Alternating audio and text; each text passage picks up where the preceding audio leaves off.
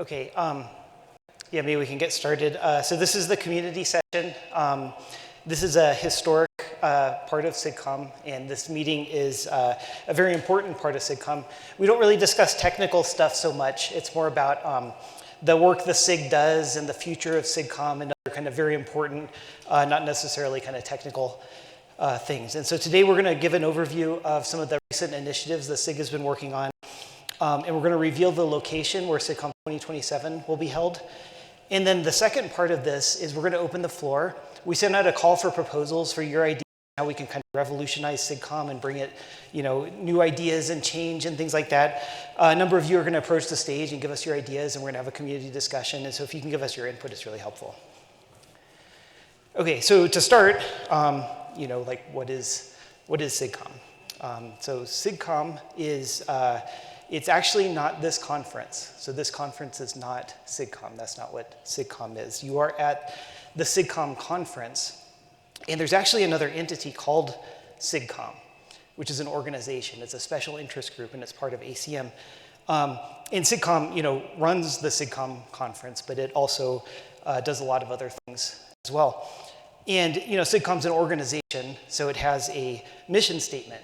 And if you look at this mission statement, it says, SIGCOMM advances computer communications through, providing a forum, encouraging dissemination of knowledge, sustaining a fellowship, and so on. So if you read this, you notice something that's actually unique about SIGCOMM that, really makes it different than other organizations. We're not a standards body. We're not, creating standards. We're not a funding agency. Those entities are very important as well.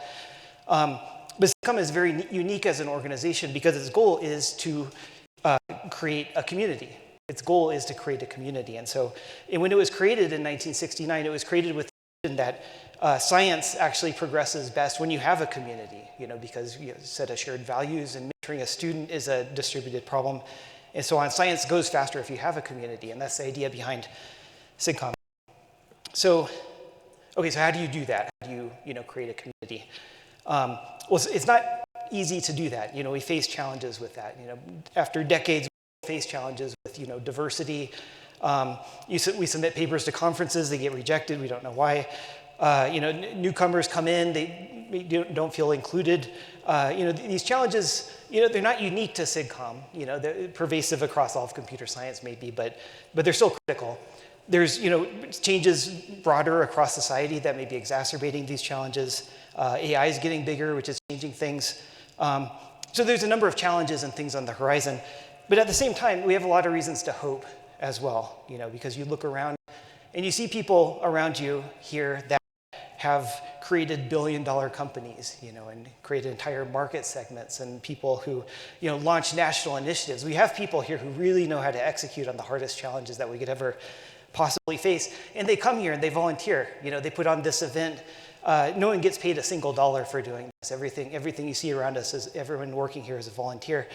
Our community size, the interest in what you do is exploding. And we have industry sponsors that come here year after year. And they don't have to, but they do this because they care about students and they care about, the work you do and so on. So we have incredible resources here. And so the question, is maybe we have these incredible resources. Maybe there's some way we can make a dent in some of these challenges that we face. But how do we do that? How can we bring these resources to bear on the problems that we face?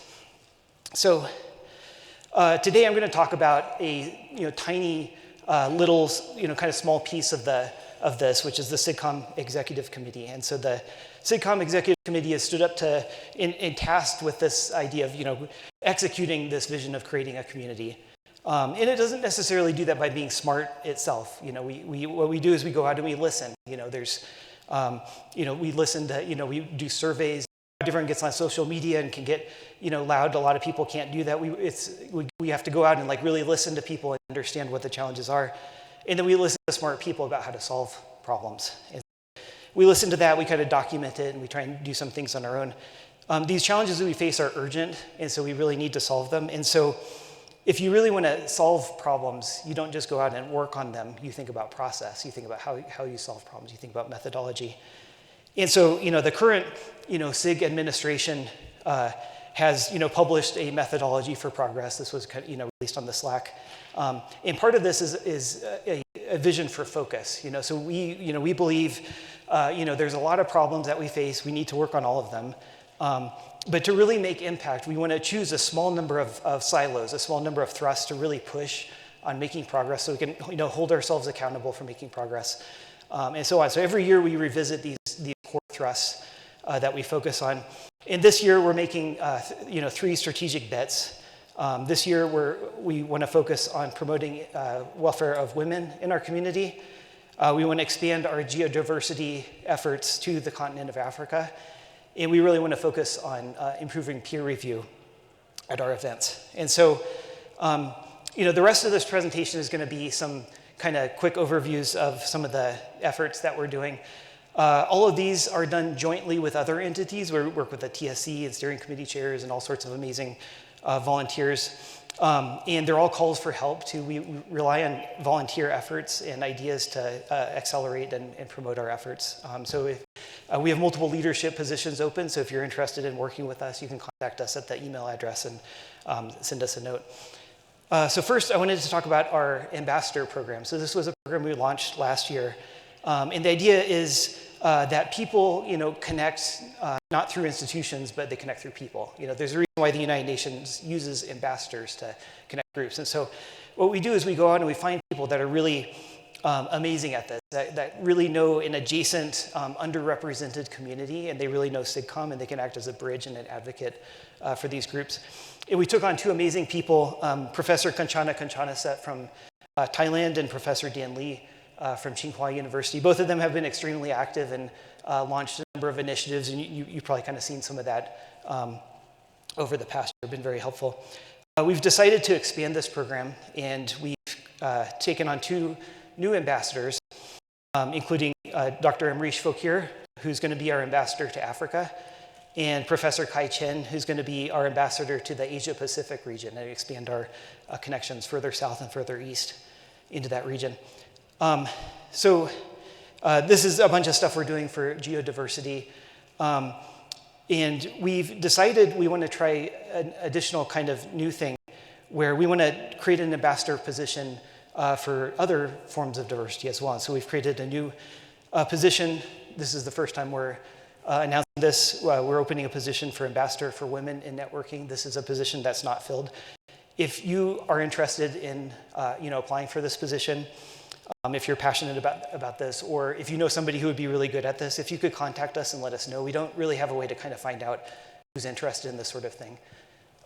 And just kind of send us a few line email or something to express your interest. So that's that. I want to talk about our PODS program. So this was a program we stood up to bring SIGCOMM to underrepresented communities across the globe.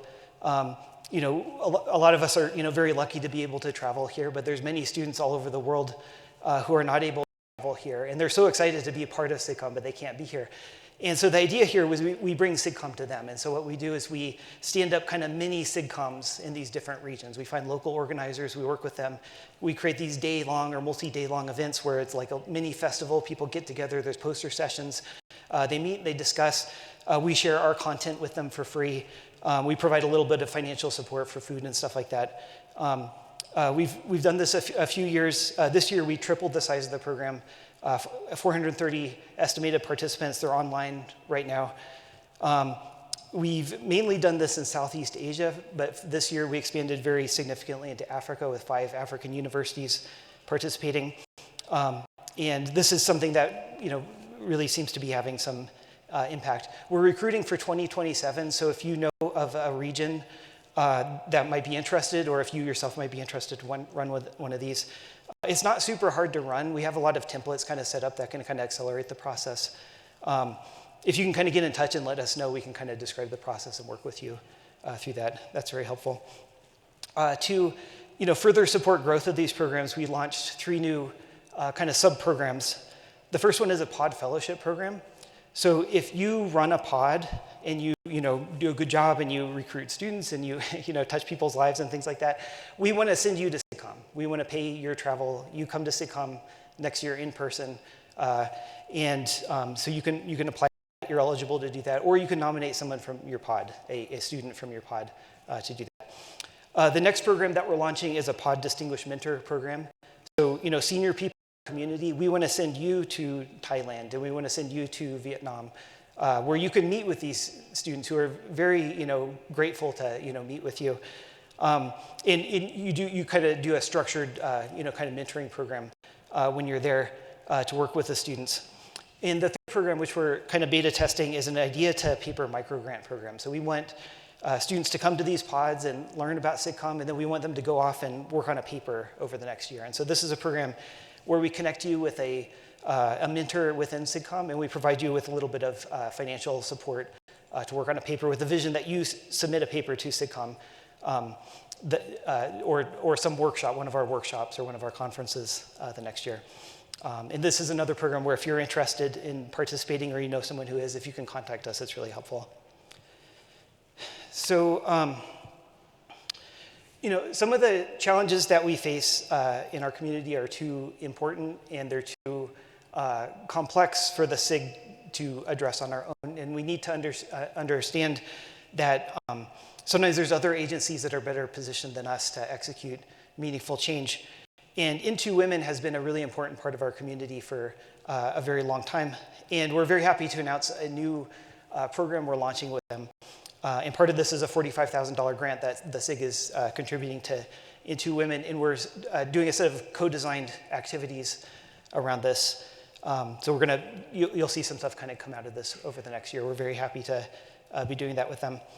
The SIG also realizes we need to do more than this. We need to develop our own infrastructures. We put a lot of effort into developing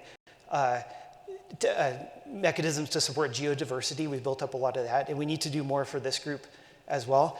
And we're trying to figure out what that is. And so this is an area we would benefit from community feedback. If you have ideas for infrastructures that we could do to better promote connections to this group, that would be very helpful if you could get in touch with us for that as well.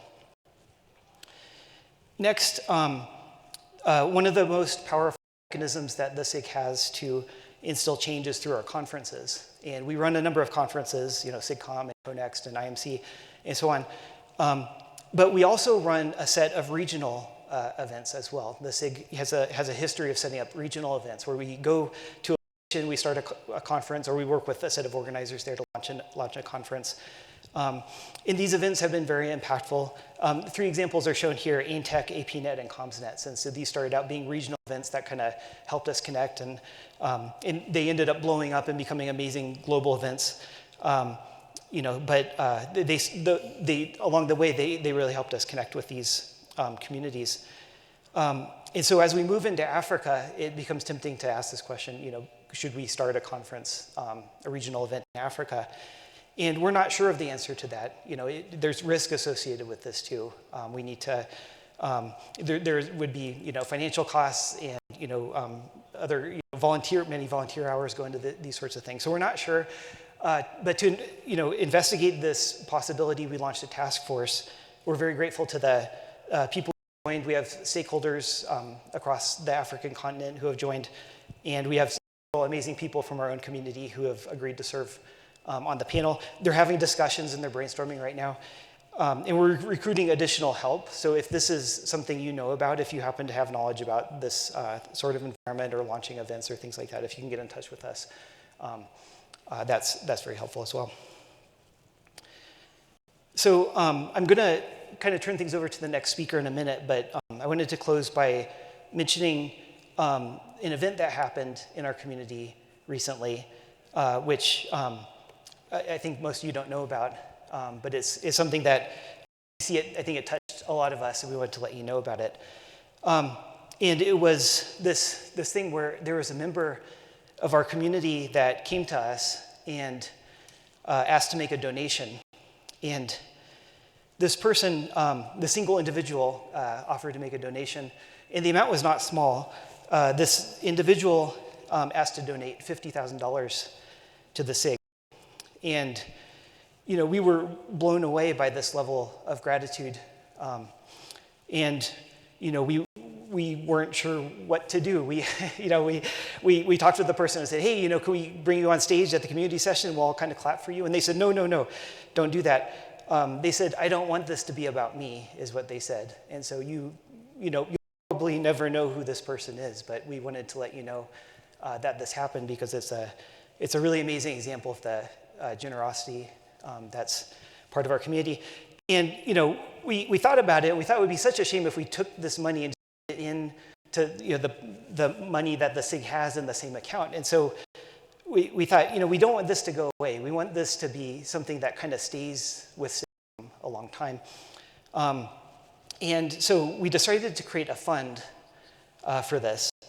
And the motivation for the fund, or the meaning behind the fund, is it's going to be used to support students and kind of help students kind of get to the next level in their career. We're going to try and find students who need help, who face problems, and identify those challenges and kind of use these funds to give them support. And we're networking people, so we thought maybe we'll call it the Next Hop Fund, kind of help students get to the next hop. But we're going to structure it as an endowment, and so it's going to be invested. ACM's going to let us do this, and we're going to spend a fraction of the interest. So it's going to be permanent. It's going to be a permanent part of SIGCOMM. And it's going to be small in the beginning, but we're going to really try and grow it. And so we're going to approach senior members of our community who have kind of made it in life, and we're going to ask you if you might be able to contribute to this. And you don't have to, but we think there's a lot of generosity out there, and we haven't had a mechanism like this before, so we haven't been able to explore this before, so we want to explore that and see what happens. So with that, I'm about to switch over to the next speaker. Before I do that, I want to kind of close by saying the work we do is supported by volunteers, and we're very thankful to all the volunteers of our community who have stepped up to do so much work. There's not to thank all of them, but I wanted to thank two in particular who have joined the executive committee, because I'm kind of talking about the executive committee in particular. I wanted to thank Sule, who's joined as our new editor of CCR. CCR, or Computer Communication Review, is a flagship publication of the SIG. Since 1969, it has published amazing work such as Van Jacobson's Congestion Avoidance and Control Paper, Dave Clark's Design Philosophy of DARPA Internet Protocols, incredibly high impact in our community. Robert has come in. He has amazing, passion and energy. He's launching, special issues and really doing a lot of work. You're kind of starting to see this. He's very open to talking with you too. If you have ideas, if you could get in touch with him, that's really helpful. I'm also really happy to welcome Bruce Davey as our new Director of Diversity and Inclusion. We all know Bruce in his work. He's done amazing technical work in our community. He gave the keynote last year at SIGCOMM. What you may not know is the level of impact he's had for diversity in our community too. He's had a lot of work and success along those lines as well. We don't really have mechanisms to talk about that sort of success, so you may not know that. He's joined. He's been very active as well, and he's been very impactful on the EC and really trying to force us to think through how we can improve these sorts of things. If you have ideas on how we can do better for diversity, please get in touch with Bruce or talk to any of us on the EC. And so with that, I think I'm going to invite the next speaker to come up. Let's see, yeah, so the next speaker is SIGCOMM'26 Kittisan from Ketsart University in Thailand.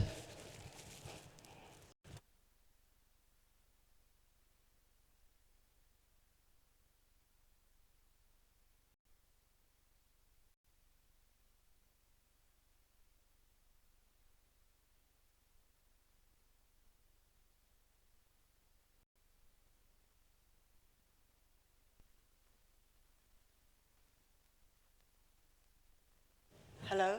Hi, everyone. I'm SIGCOMM' Kittisan from Ketsart University. I'm a representative of one part in Southeast Asia and would like to give you an update on the pod activities of last year. Last year, we have 5 pods from 4 countries. We do live streaming from SIGCOMM to the pods. Due to the time differences, we are able to do live streaming from some of the sessions, and then we view the tape, the video clips of the talk, and then we do internal paper discussion.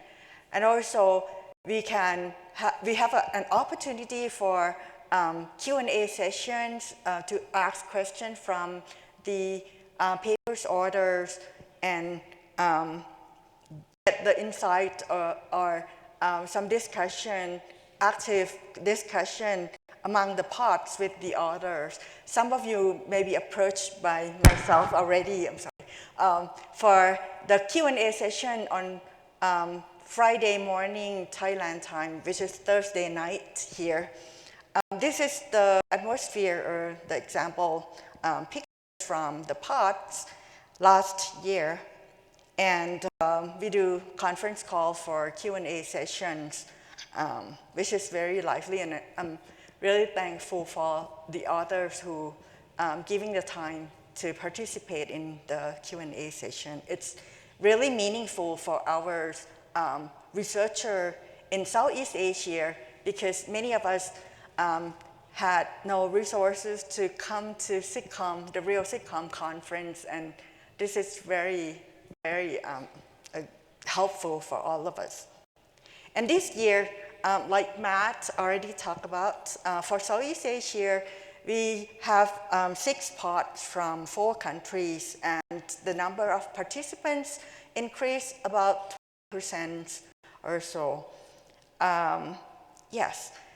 Last but not least, I would like to thank ACM SIGCOMM for giving us support for the Southeast Asia pod since 2023, and also one of the pod representatives has received the geodiversity grant to come and join SIGCOMM' last year, 25, in Portugal.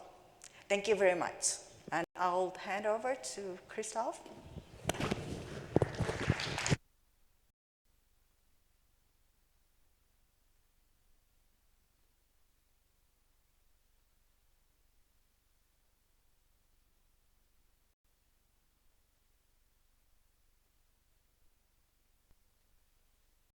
I'm going to take the exciting part of it, the money. I have 5 minutes. I'm not going to spend much time on describing the finance. If you have questions, I mean, you know me, you send me an email, we can chat during the conference. I mean, we're doing well, okay? We have approximately 3 million on the bank account. You will see, I mean, there is nothing very original. Most of the money we spent is on conference expenses and on starting recently more on projects. So projects are pods, open access, things like that. So new things that we're trying to do with the money. The travel grants, as you can see, have moved from 40K last year to 100K this year. So we're trying to put more money on that to bring students. We're also trying to pay travel grants in advance because for many regions in the world, it's impossible for people to pay, to put the money first, to go to the US or somewhere else to travel. What surprised me is the income, okay? I mean, whatever we do, we have so much money on the bank account that every year we do between 100 and 150K of interest. And I think this year we have engaged to spend around 500K on grants and projects, okay? So the numbers for 2026 are not final because it goes by fiscal year, April to April. So, but I mean, for next year, we're planning to spend much more money than that. If you have questions, you can ask, okay? But again, we can take that offline. How we manage the community money, I just explained that. I'm going to come back soon on the membership, and there is this new endowment account that's dedicated to support student and community development. So the idea is to put money, including the one we have already, and use the interest to fund travel grants. The expense, travel grants, and pay student upfront is very important. The problem is someone is going to take money for that. Nobody is going to do it for free. Community development, Southeast Asia, Africa. You know, we've invested 4 or 5 years. We realized that going to a country to try to build a community is the wrong approach. We try to build a community first and then go to the country. So that's what we have been trying to do with Southeast Asia. And that's why, after many years supporting AINTEC, EpiNet, and other events over there, we're going next year to Southeast Asia to do SIGCOMM'. We have planned to start a review training program for students. This is an idea of Bruce Davy. We want to fund pods and give more money and more incentive for people to do pods, and also have more student workshop and community workshops.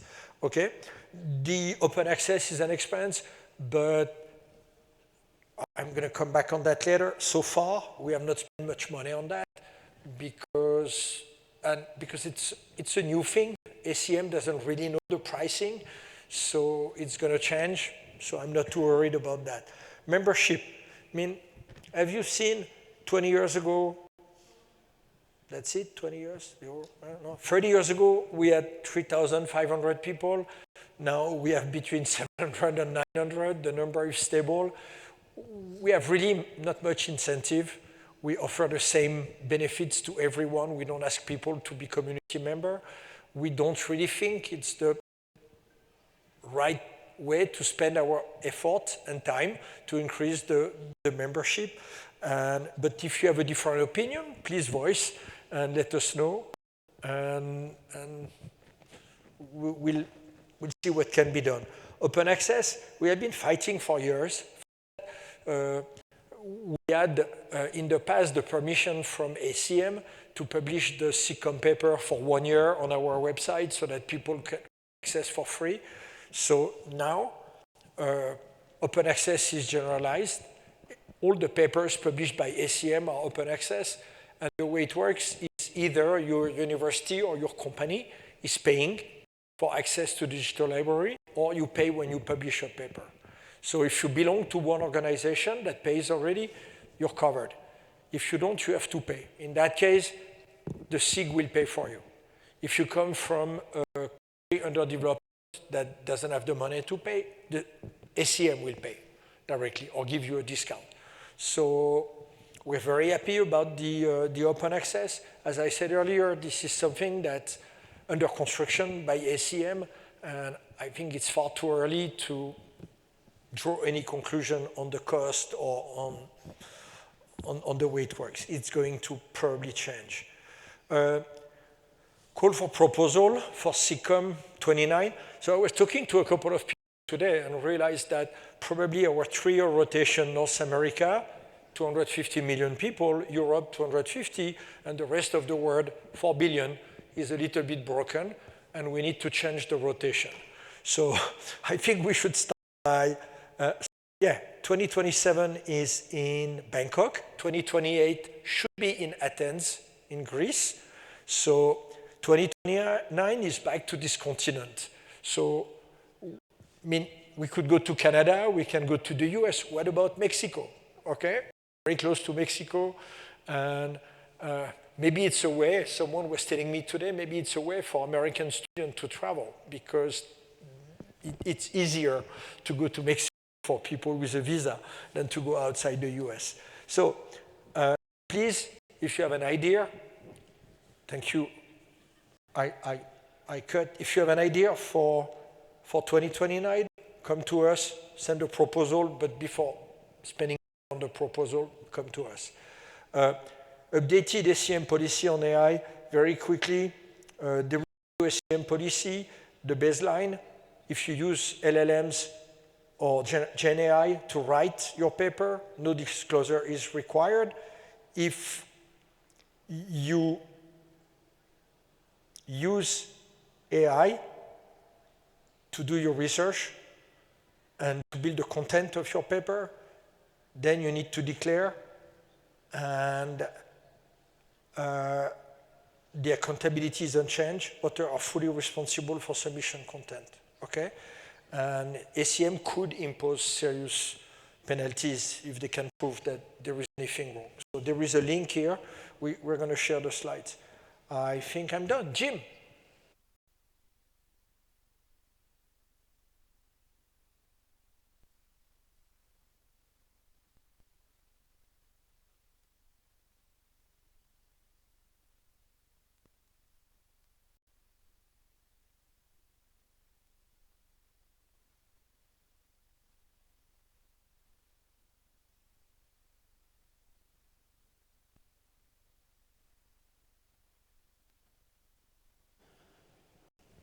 Hi, my name's Jim Carosa. My job here is really easy, and it's actually already been done for me twice. I was told there's the notion of a reveal.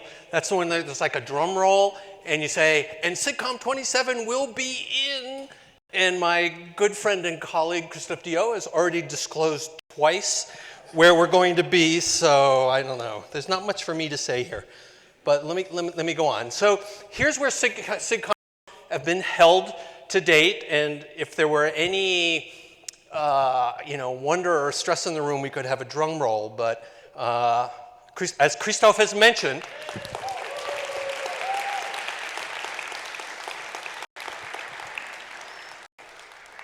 we're going to be holding SIGCOMM'27 in Bangkok, Thailand, and it's going to be absolutely fabulous. And let me say, as Christophe has mentioned, this builds on years of efforts with NTEC and APNet and activities in Southeast Asia, where this really vibrant community has grown up and is continuing to grow. So it's a really, really exciting time, I think, for all of us to be going to Bangkok. So SIGCOMM'27 is going to be in Bangkok.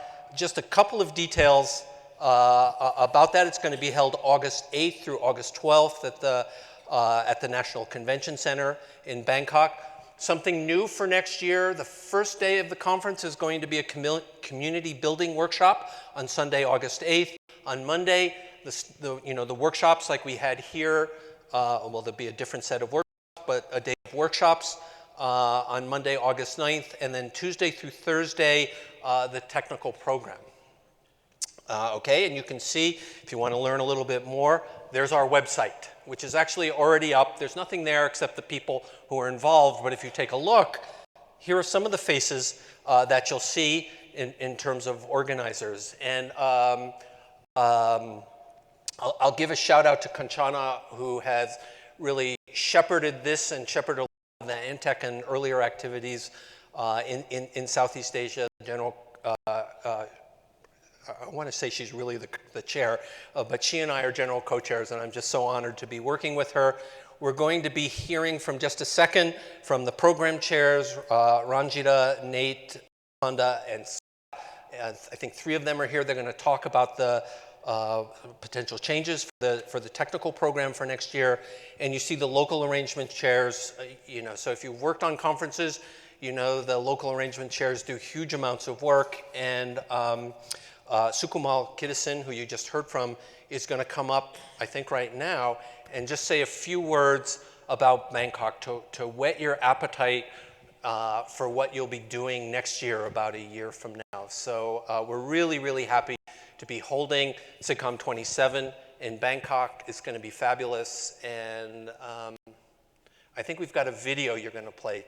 We're going to play too. Matt, I think I just touched this, right? Let's see. Okay.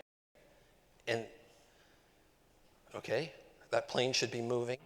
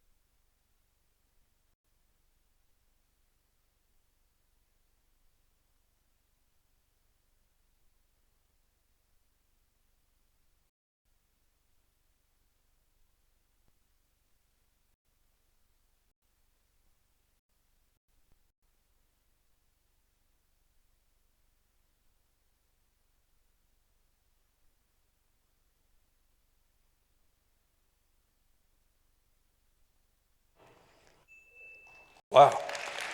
Woo. So as the video said, Bangkok awaits you. It's, as you can see, a very modern city in a city and a country and a region with really deep, amazing culture and history and a lot to do. So, I mean, if you're going to be like me, you're going to be there 2 weeks ahead of time and 2 weeks after, just really enjoying the entire area. So we hope to see you all at SIGCOMM'27 in Bangkok. Okay, the next part of the program, we've got 3 of our 4 program chairs actually here in person. Ranjita Bhagwan, Nate is, he was online earlier today, but not here, but Arijit Panda and Scott Schenker are here. And I think the 3 of them want to say a few words about the technical program for SIGCOMM'27.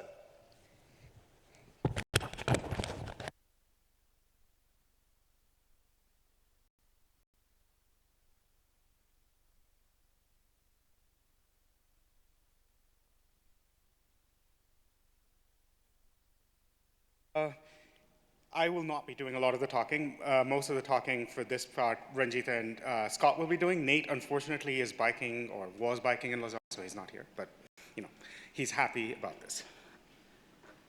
Go on. Hi, everybody. I'm Ranjita. I won't be doing too much talking either. Scott will be doing most of the talking. All right. Okay. So first, let's just acknowledge again the awesome job that Laurent and Theo have done. Thank you, Laurent and Theo. I'm guessing they're somewhere here, or maybe they've just escaped.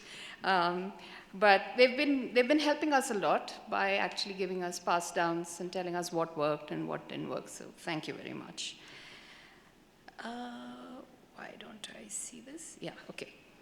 So our community is growing, which is great. It's a sign of a healthy community. But the downside of this has been that our talks in the conference have grown shorter and the amount of interaction has gone down. So we want to make the SIGCOMM experience more like it was many decades ago, or maybe even a few years ago, when we had a lot more lively interactions with the talks and with each other on the topics. You know, sometimes we would have these talks and then you would go out and continue discussions on the talks in the hallways. And we want to bring that back. Not that it doesn't exist right now, but we want to make that much more pervasive. So towards that, we have 2 goals, 2 high-level goals for SIGCOMM 2027. First, we want to reinvigorate the in-person experience by creating more interaction and discussion. And second, we want to design a reviewing process that is more positive, helpful, and very importantly, scalable as our community grows. So we want to make sure that it's a better experience for both authors and reviewers. And this is a statement that we want to say, that to recapture parts of our past that we regret losing, we must give up some parts of that past that are holding us back. That will be painful. There's no free lunch, but that's how it is. And to take us through some of these details, may I call upon Scott Schenker, please. Right, so I get to deliver the bad news. Okay, so to improve the in-person experience, we are committing to return to a single-track conference with adequate time for lively discussion of each talk. And we're going to accept roughly the same fraction of papers. No PC sets a target, but we're not trying to change that target. We're just going to see where it ends up. So we're going to go single track, lots of discussions. But the downside is that's going to require one very painful change, which is all the accepted papers will have online talks, and they'll be presented at SIGCOMM, but not all of them will be presented in the plenary sessions that we've been using today and in previous conferences.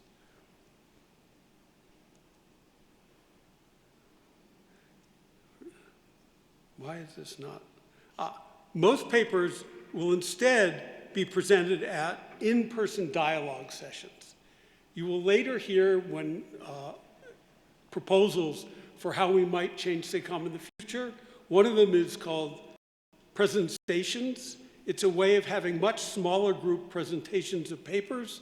We're going to steal as many of their ideas as we can. Think of them as sort of poster sessions on steroids where you have small group presentations. That's where every paper will have a chance at that, but some of them will be in the main plenary sessions. Also, we will be encouraging PC members who have read these papers very carefully to engage with the authors so that there will be interesting discussions about each and every paper, accepted paper. The papers presented in the plenary sessions are those which we think would most likely trigger discussion and inspire future work. This is not a set of the best papers. This is what we think would bring the community together to talk about, discuss, inspire future work. All accepted papers will have the same official status, accepted and presented at SIGCOMM. Now, for the second goal, to improve the reviewing process, we're going to make the reviewing process collaborative. What do we mean by that? We mean that from the very start of the reviewing process, PC members will engage with each other in discussion about the paper. They can ask each other questions like, I didn't really follow the math in section 3. Can somebody explain it to me? Or, does the data make sense to you in figure 4? They can engage with each other. They don't have to try and do everything by themselves. We've tried this at 9.26. We're trying it again at 9.27. HotNets is trying something similar. And our experience at 9.26 was it works better for both authors. They get more consistent and constructive feedback. You don't get 5 reviews that contradict each other. You will get a summary of what the discussion among the reviewers thought. It works better for the reviewers. They're less isolated. They can learn from other reviewers when they don't know something, like they can ask, who knows the related literature on this? So we think that this will be better for everybody concerned. And to summarize, we are looking forward to seeing your papers in 2027 and meeting you all in Bangkok.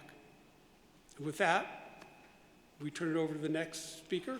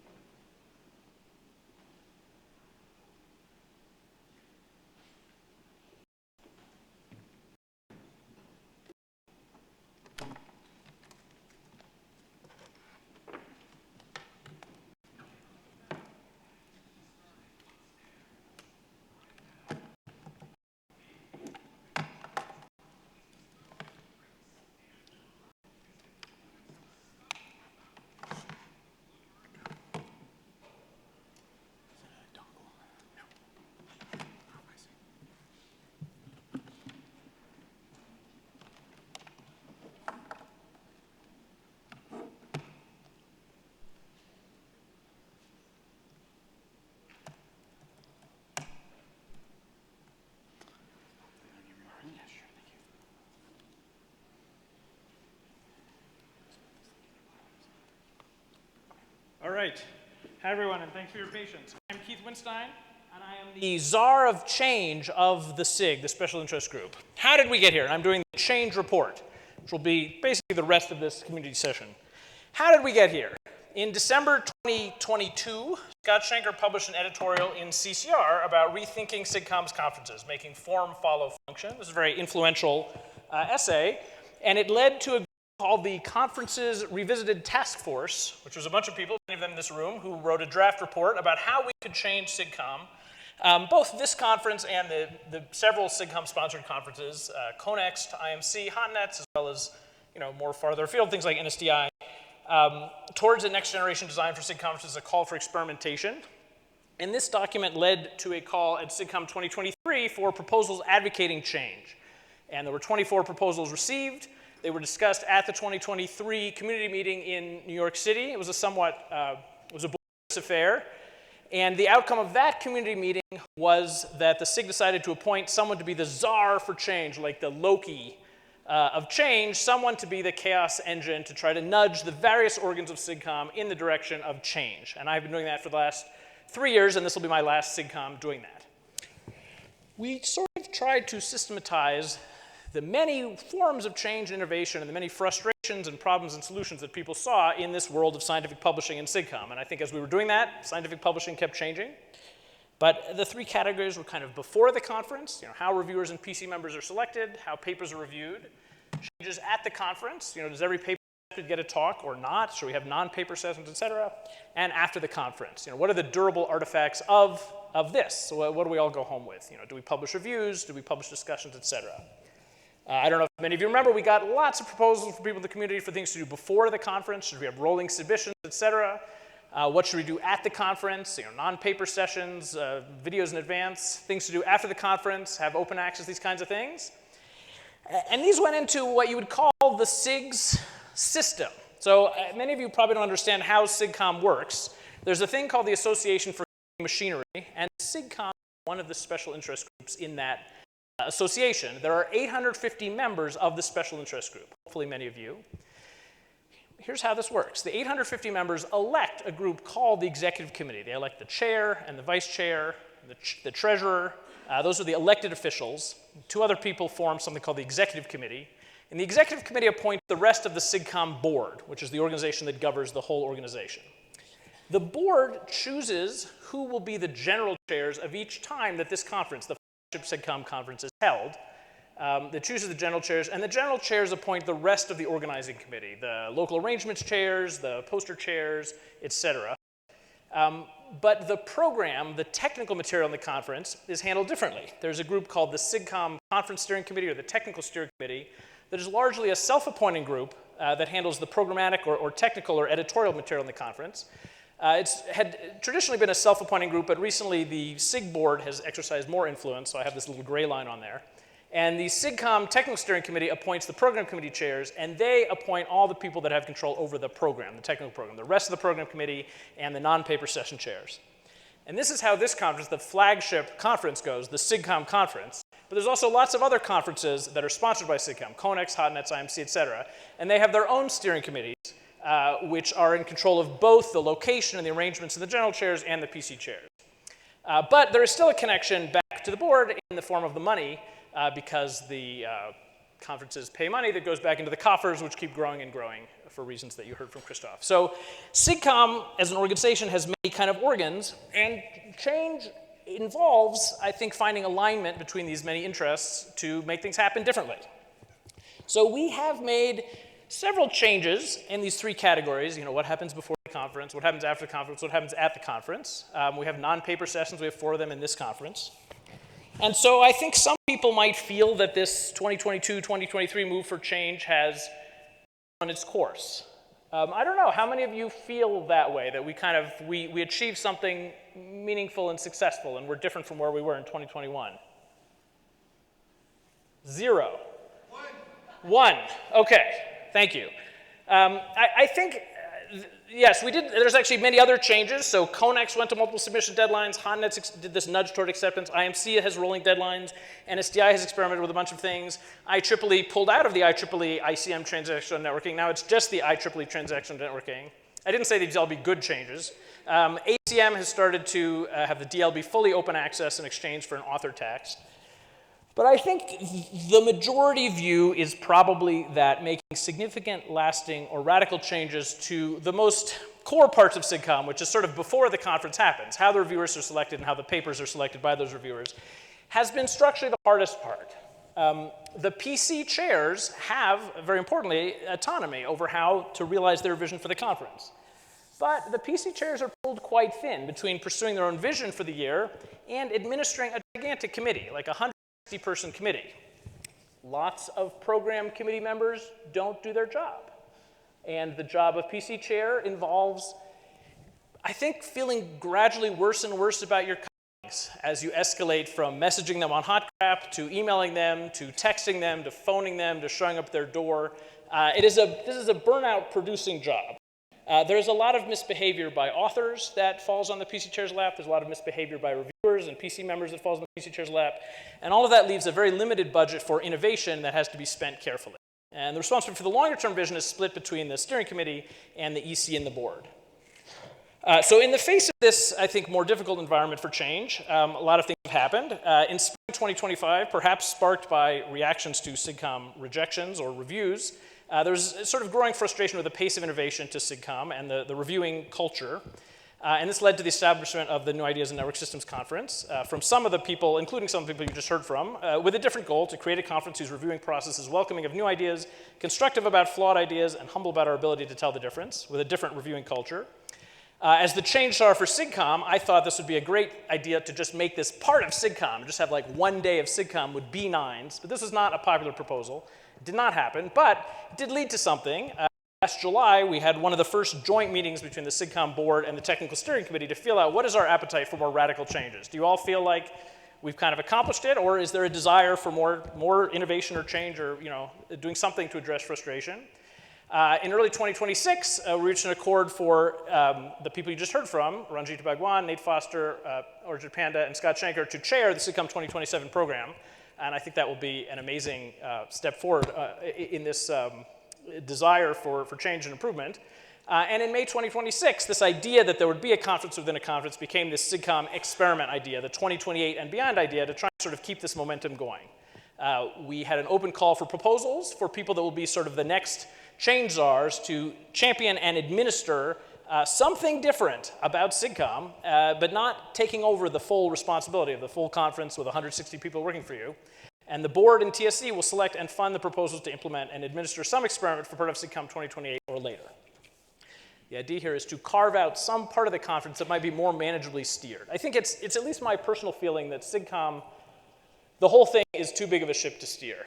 I think if you talk to the last several sets of PC chairs, they will all tell you that if you ride herd over a 160-person committee, it is very hard to get them to go in any different direction than like the way those 160 people were going to go. And maybe this is a good thing that our culture is self-sustaining, but it does make it different. If you feel that things should be different, it does lead to frustration. So the goal here is to separate the administration of the experiment, whatever it is, from the mission-critical PCing, 2028 and beyond. I think I'm nervous about keeping the momentum of whatever happens in 2027, keeping that momentum going. So these proposals will have an operational role in running the experiment. They're going to have fire in the belly of wanting this experiment, whatever it is, to succeed. They're going to have from the board and the TSC, and they're going to have funding if needed. So we had an open call for about 2 months, and the proposals had freedom to identify the problem, propose and the submissions were public on this website, and we got 12 proposals. And so we have the deciders here. We have people, I don't know if we have a quorum, but we have people here from the board and the TSC, and they are going to listen as these 12 people present their proposals. And at the end, we're going to have a panel with the real honchos of SIGCOMM, and you all, as members of the community, will be able to ask questions and opine on anything you want. There'll be a discussion on the Slack or wherever forum you want. And then ultimately, hopefully by November, the steering committee and the board will make a choice, and something will happen. Any questions before we go into the lightning round? Okay, well, we're going to present in this order. So Vyas, I think you're up first. No, we're going to do the videos at the end, sorry. So we're going to give everyone 3 minutes to present, to make their case, and we'll see how this goes. This is the future of SIGCOMM change, if there is one. Starting up, Professor Vyas Sekar, Carnegie Mellon University. Here you go. Hey, thanks, Keith. So this actually came out of like a random lunch conversation with Mosharraf at Michigan and me. And the idea here is like a proposal for like long-term evolution. It's really a mixture of experts framework for reviewing. And this is a quote from Chopper, which is like the most dangerous phrase, is we always done it this way. So I think the problem we're trying to solve is as a community, we cannot agree on what a good paper is, right? Reviewing at some level is always subjective, and we're subjective because reviewers hold like divergent value systems. And a single TPC actually has a monoculture where different kinds of people will undervalue different kinds of work. And every fix you've tried to add, like a rebuttal, a calibration, or whatever it is, tries to force like one answer out of multiple divergent value systems that are inherent to such a large community. And the proposal here is that, okay, instead of trying to agree, let's explicitly agree to disagree, right? That's basically it. And the idea or the inspiration came from sort of the machine learning world that, okay, I don't know what the right answer is. I throw a whole bunch of experts at the problem, and I take what the experts tell me. It's kind of like ensemble learning or committee machines in the ML world. And in some sense, what we say is like the TPC is not a quality gating function. Time will tell us whether a good paper is a good paper. Okay?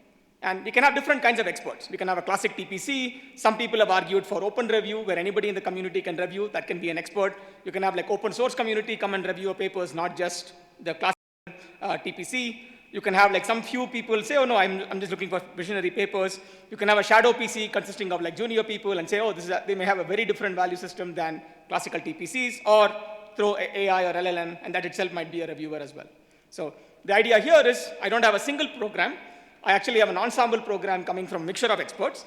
And the process here is to say that as long as any one of the experts is going to accept the paper, I will accept the paper. So the accepted program is the union of all the experts. If at least one expert says accept, I will say accept.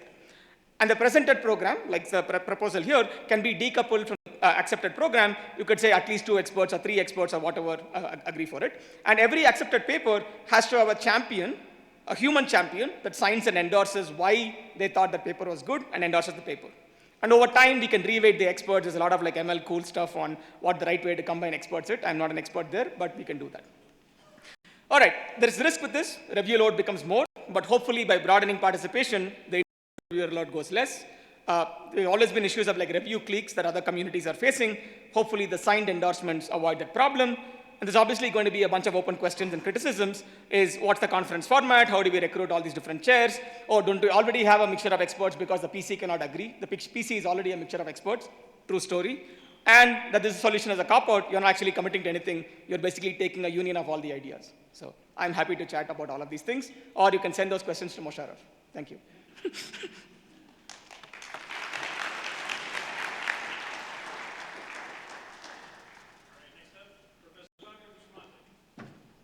All right, so I'm going to make a lot of enemies today. So I don't know about you, but I'm bored, and I've been bored in the last 2 or 3 SIGCOMMs. And I'm bored mainly because I see this focus that is, I guess, classical for the field. 60% of the papers are in the same place. It's nothing against AI, it's nothing against data centers or SDN or whatever the heck was the topic at the time. But I think it's a result of a mistake on how the conference has been slightly shaped over the last few years. It right now is basically a leaderboard. It's a sample of the distribution of the submissions. If you have, of these 300 papers, 200 of them being on AI, you're going to pick them, you're going to have a dominance of that in the program that results from that, almost for sure. Your program is going to be the same. Your students are going to get the signal that that's what you should publish. And the next year is going to be exactly the same thing.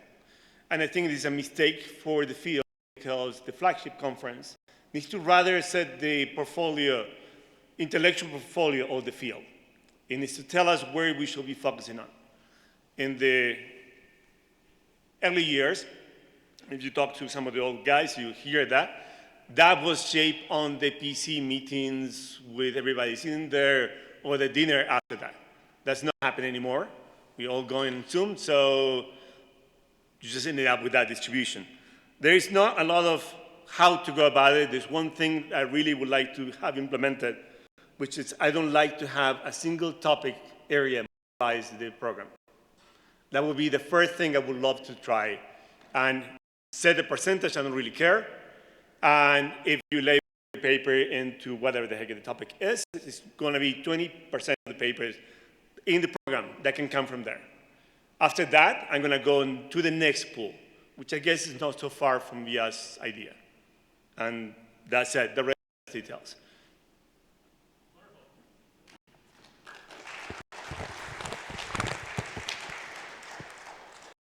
All right, this next talk is being presented, but I'm not sure by who. Is it you, Matt? There's a video. Yeah, I don't think so.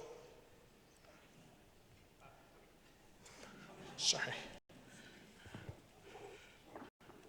Here you go. Okay, yeah. Okay, let's see. Yes.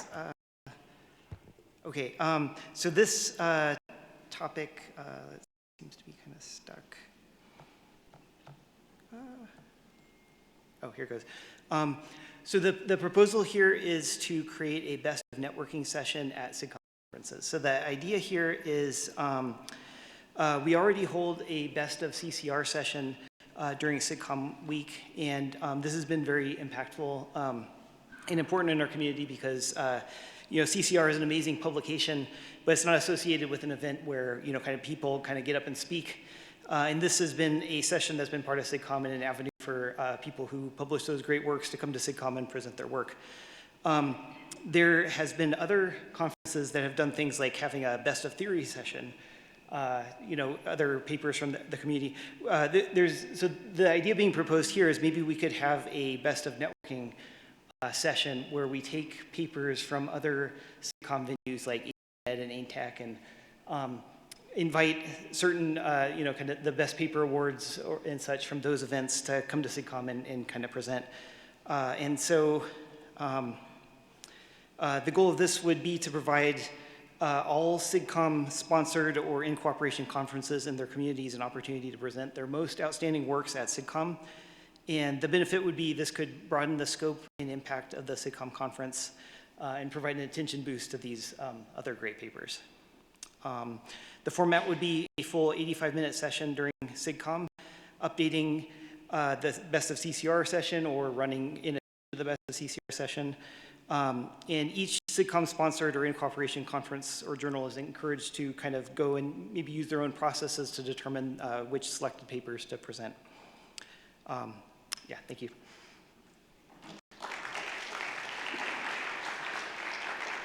Might be you.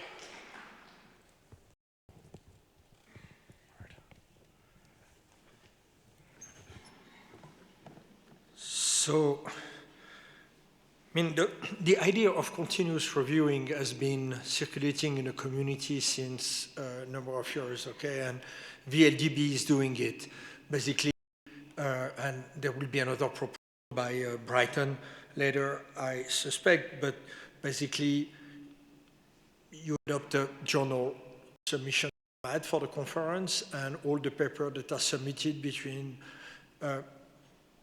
two dates will be published at the conference, okay? And I'm not going to come back on the advantage.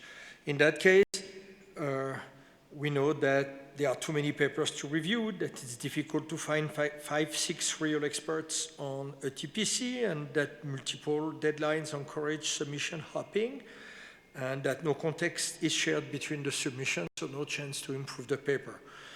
In parallel, we have a problem with CCR. There is a lack of quality of submission. CCR has to format the full papers and the editorials, so this is applying to the full papers. But the technical papers are often serial reject, so when you have been rejected consistently to many conferences, you go to CCR. And many people prefer to go to archive directly because there is no review, and with LLM-assisted citations, this paper gets referenced more, indexed more and more often. So the idea is to use CCR as a vehicle toward adopting continuous submission reviewing process for SIGCOMM, similar to VLDB. So all long technical paper accepted to CCR would be published at SIGCOMM. And CCR would publish only short paper editorials and education articles. All the long papers would go to SIGCOMM. How does this help? CCR has flexibility in reviewer selection to find experts on a topic. The objective is to accept a paper that is submitted. Reviewers work with authors to iteratively improve papers over a bounded period of time, like Shepard's. Operational detail, and it's just suggestion, don't jump on your seat, that's to be discussed. We offer to run this as an experiment for SIGCOMM 2027 with accepted paper presented during a beta day. So all paper that would be submitted between June 1st, 2026 and May 31st, 2027 will be accepted for presentation during a beta day at SIGCOMM 2027.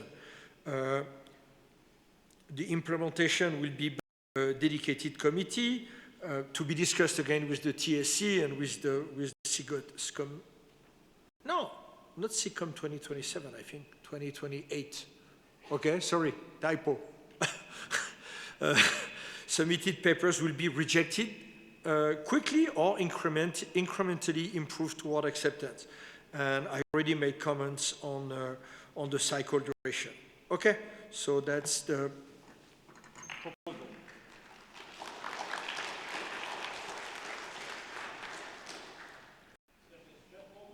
Google. I am not representing Google. Oh, sorry, Jeff Mogul. I have no idea whether Google likes this. I was hoping to be controversial, but then Scott kind of stole my thunder. But I want to spend a couple minutes just getting a little deeper into this idea. And this is a little different from what the 2027 committee has suggested. So I think we're getting too much pressure to accept too many papers to conferences. NSDI went to 150 this year. I actually think this is profoundly stupid. I think this is not the good idea, but that's not what I'm going to talk about today. You can beat me up later. But I do think we have too many presentations, and it sounds like the 27 chairs agree. And I won't even talk about why this is a problem. I also think that requiring people to show up in person has been valid in the past, but especially with visa problems in both directions, in and out of both US and other countries. Increasing travel costs and the uncertainties in travel during times of war and high fuel prices, and sometimes even just climate change. I think we should stop expecting that people have to show up in person if they want to get a SIGCOMM paper in their CV. Now, I do think if you come to conferences is good, I just don't think we should require it. So, same solution more or less. I think we should remember that the citation of a publication is the main figure of merit. And especially in other fields, the actual presentations at a conference aren't that important. So we should separate the decisions about are you accepted in the conference for publication versus for presentation. I actually think some papers just don't be presented at the conference.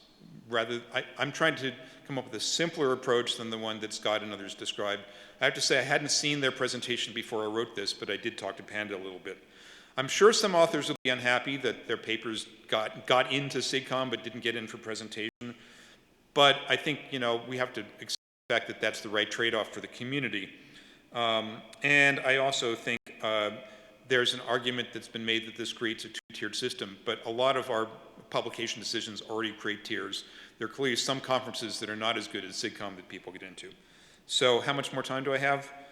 Okay, then I'll just stop by saying there's some criteria we could use about which papers should be presented as opposed to simply accepted. Thank you.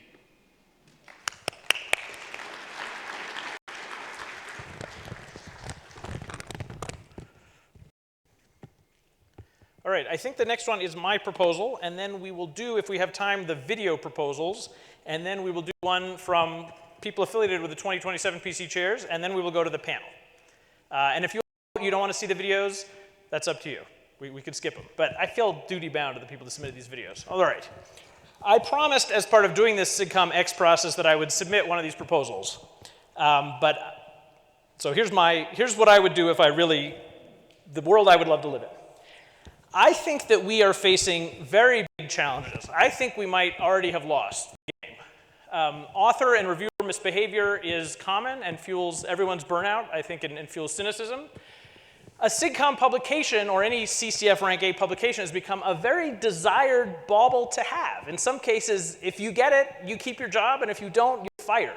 This is a very discrete way in which the publishing here really matters to the author. And this leads to a system where the purpose of the publication and presentation is primarily to benefit the author.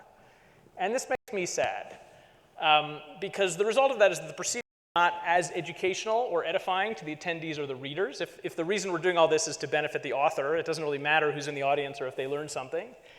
And the result is that papers kind of have to be resubmitted several times until the view is that the authors have earned that merit badge. So we get into these very long time frames that Bright and others have talked about. The result of that is senior members of the community attend these conferences less and less. And the result is that there's less kind of networking effects, not in the technical sense, for the younger people. No academic community has found a silver bullet for these challenges. And so I don't think we will find the solution anywhere else. When I think about what gives me the juice in this area, it's like when I was an 8-year-old boy, I played this game that was made by Mary Baker's student, Stuart Cheshire, where there's a virtual world. And you're in it and other people are in it across the network. And the idea that this world could exist only in the minds of my computer and your computer, like that just blew my mind. And I think I've been chasing that like childlike joy in my whole career. Like what I enjoy from hanging out with all of you, like learning things that alter my worldview and my future practice and nerding out with other people who are into the same thing, and helping, as a reviewer, helping new contributions be conveyed faithfully and in context and in the most incisive way. As a reviewer, I want to help to make the papers better for the benefit of the reader, and as a presenter, I want people to care and benefit from the work. Of course, I want to help my advisees and others achieve their career goals. That's another big reason of coming here. I want them to get the jobs they want, and I don't want to be a waste of space. I don't love encouraging my students to bust ass to submit to here and then having to write the paper defensively because I'm worried about some, reviewer number 2, and then wait 3 months for the reply, and then you get these reviews like, what the heck, did they even read it? Like, and the reviewer's like, I unsuccessfully fought for this paper. It's like, try harder, bro. Like, I wish I was, there. And then you have to motivate the students to apply again for the next deadline, and like they get demoralized, and then, having that reviewing pull me away from my own scholarship and having all these papers to review at the same time and like not wanting to be the person getting texted by the PC chairs. And I don't like coming to this conference and being among the more senior people. Like that is not a good feeling.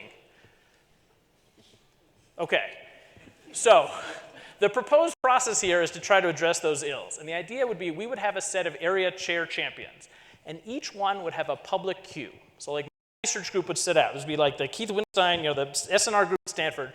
We'd have a queue of submissions, and everyone can see that queue, and we'd have an SLA. We would say, if our queue is non-empty Monday morning, we commit to giving a reply within 3 weeks later. And that means based on my queue depth, if you're submitting to the back of my queue, you know when you're getting a reply, guaranteed. The submissions are anonymous, but our queue is public, and so are our replies. And this gives an SLA for every submission. So when my group sees it, and all of your groups, we get it on Monday morning, we see it, we have 3 weeks to think about it, and we could say, this just isn't for us. So, you didn't read our admission criteria, we're not gonna be into this. Or, here's our review for us to champion it, you have to do these requirements, or I'm ready to champion it as long as you do X, Y, Z, or I'm gonna champion this for publication at SIGCOMM', or maybe I think it should go to IMC or CONEXT. But I have to have skin in the game if I do that. I'm going to write a 2 to 3 page authored learned endorsement. Why is this paper good in context? Why is it worth reading? What can you learn from it? And I then got to sell the normal PC at some like monthly Zoom call. I got to persuade them this is a good paper. And then I got to attend this conference and deliver a high quality 5-minute talk about the paper, at least inspired by the paper, about why it's worth your time, why you should be in the room. I don't think we want to end up like NSDI where it's authors presenting to an empty room, while everyone else is in the hallway waiting for their chance to go in and present to an empty room. We're not recording this, right? Okay. So I think this could be a really successful thing. I think it could make the papers better thanks to these reviews. I had this experience myself. OSDI did this year. They did this thing called conditional accept. We submitted a paper. We got conditional accept. We got a very dug in, very involved, well-informed shepherd. He was like, this is what you got to do. I'm the expert. Here's what you got to do to make your paper good. We did it because we had to. It made the paper good. Then he's like, I'm still not quite satisfied. Let's Zoom. He Zoomed with my student. He's like, here's really how you can make this paper great. We made it great. He was satisfied. We were thrilled. The paper was published. It was a very good interaction. And it made the paper better for the benefit of the reader, which is the reason that we're here. It's not primarily for us. That at least is the ethos of this. So there's lots of ways this might fail. Collusion, favoritism, no one wants to do this. Maybe trying to radically solve all the problems of scientific publishing and conference edification at once is a terrible idea versus a more incremental approach. And it would be a gigantic amount of work to set up and run. And I will be very happy when you, the ponchos, pick one of the other 11 proposals.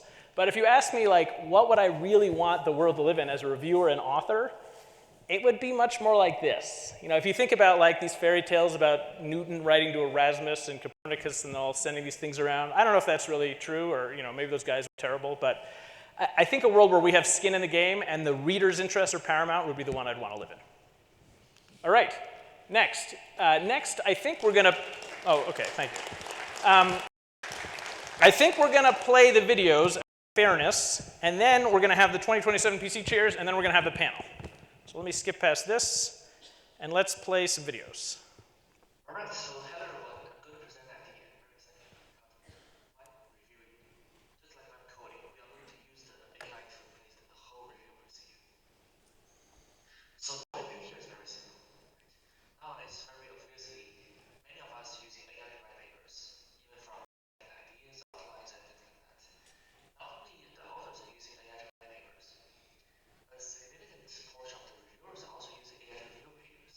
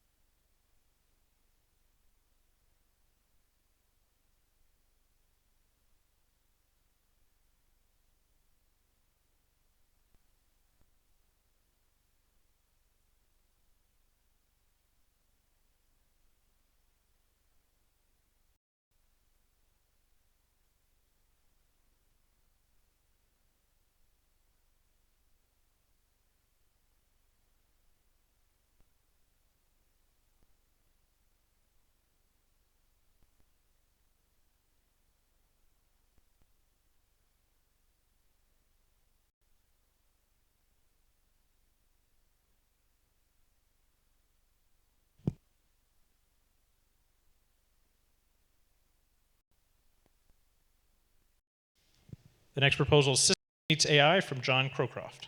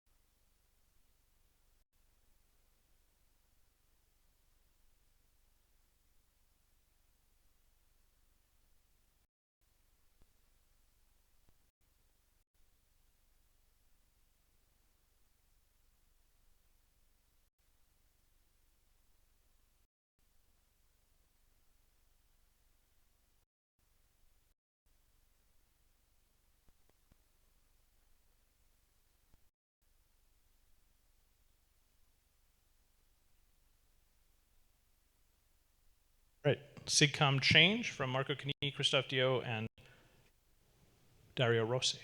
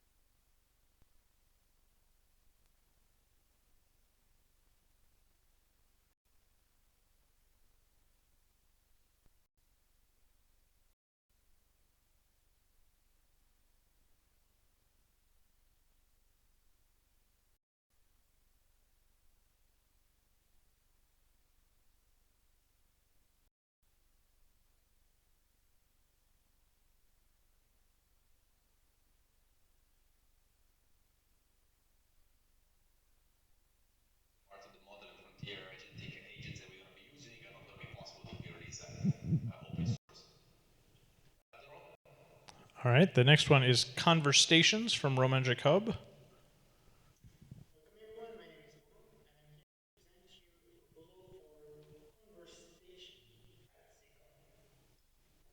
We are all familiar with traditional presentation setup where one person gets a few minutes of time to present complicated work in front of a large audience which expect more or less attention.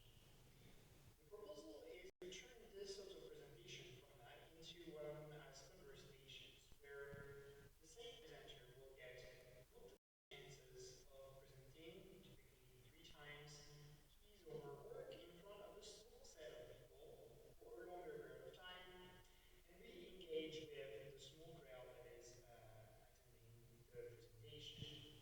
This is a format that, of course, trades the quantity of presentation that one attends with the quality of interaction between the audience and the presenter. And so this is a format that works really well under the assumption that not everybody in the audience wants to hear all the presentations, and I'm pretty confident that this is definitely the case at SIGCOMM. Now, this is a trade-off between quantity and quality, right, in terms of time. Let me give you some sort of sense of scale. To take this year's SIGCOMM program, we have sessions that are roughly 1 hour 25, 5 papers per session, 2 sessions in parallel. It means if that time frame, we present 10 papers to about half of the audience. Each presenter gets 30 minutes of presentation time. Each audience member can see up to 5 paper presentations. If now I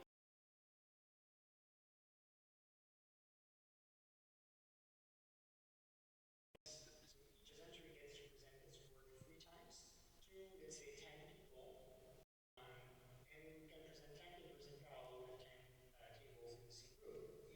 Which means the same presenter gets 75 minutes instead of 30 of interaction with a small but interested audience that actually chose to go and see that particular presentation.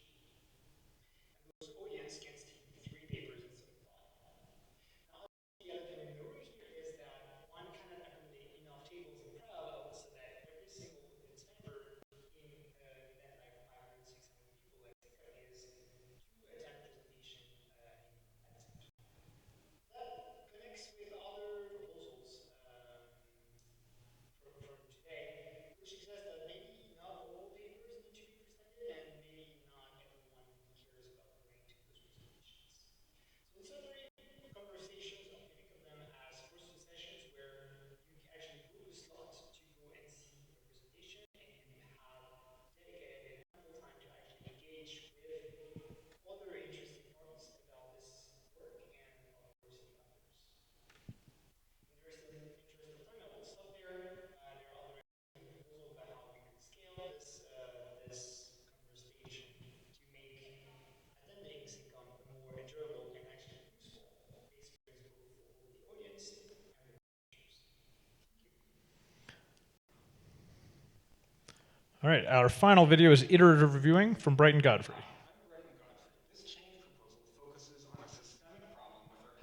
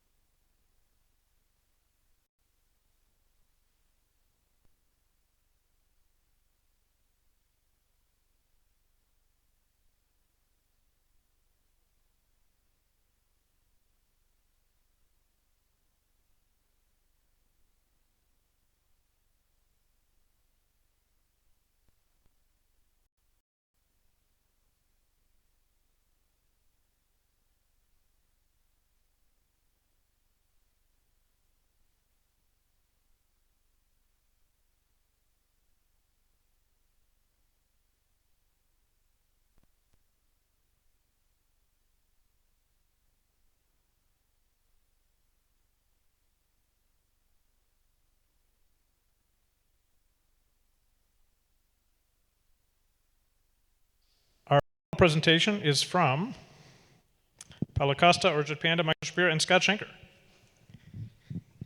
Okay, I'm back. Sorry. This presentation makes sense if you know who the characters are, but don't worry about it if you don't.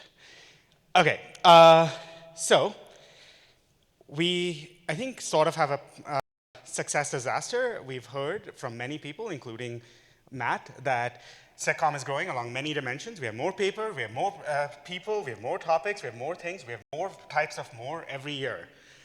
And everyone hates it. We all think things were better in the past.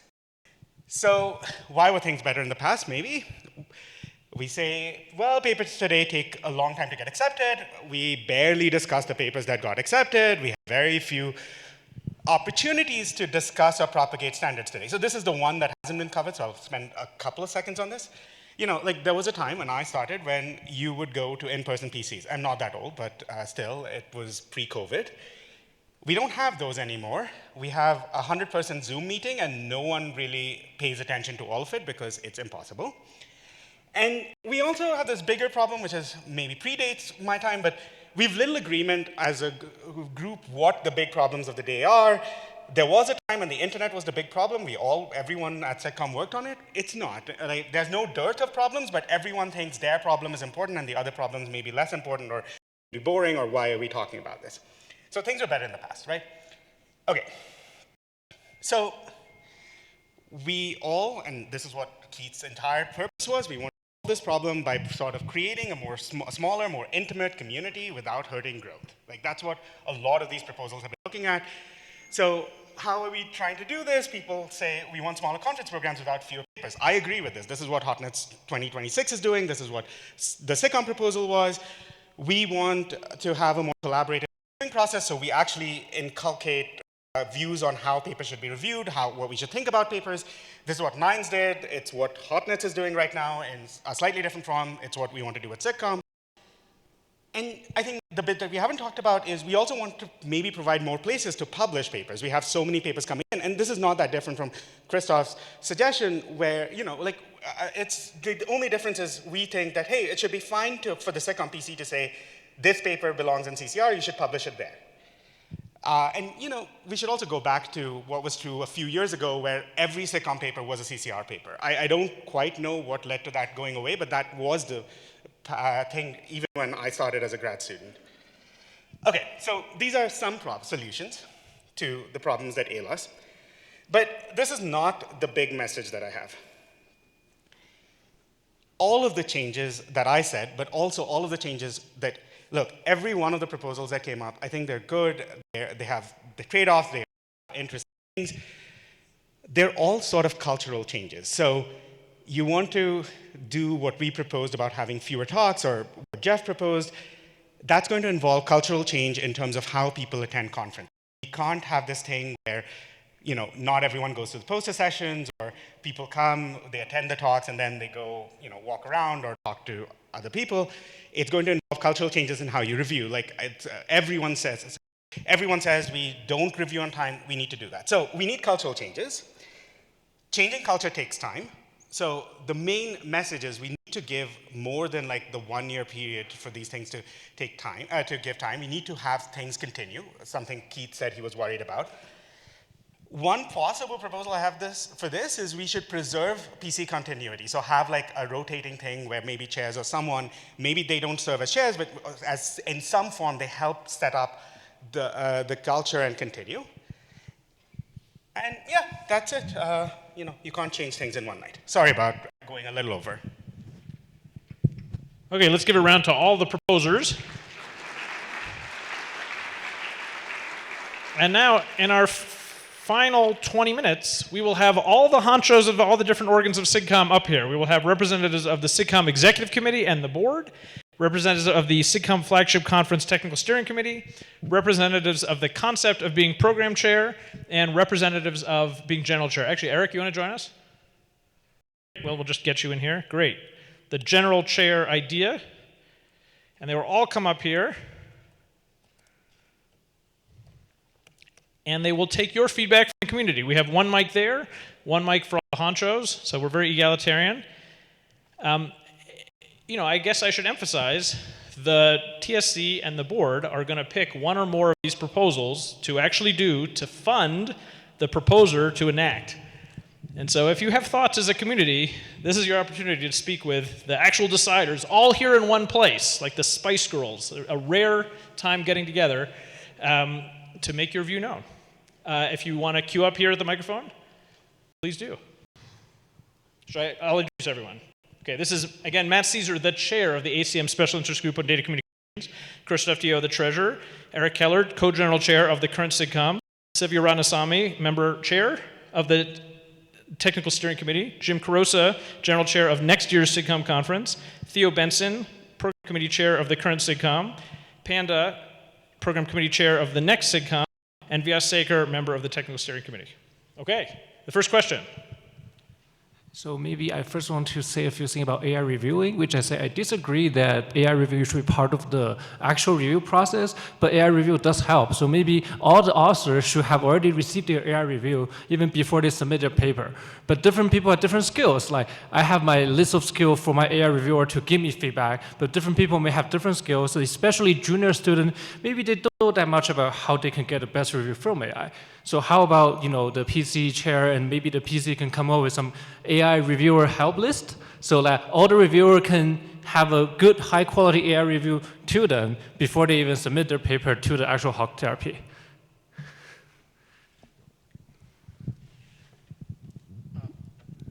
No, actually, that's a great idea. I think like Stock or Fox did some pilot last year, I believe, or this year, where they gave like an AI reviewer to do like fact checks and like sort of language errors, and a lot of people thought it was very helpful because it improved the paper.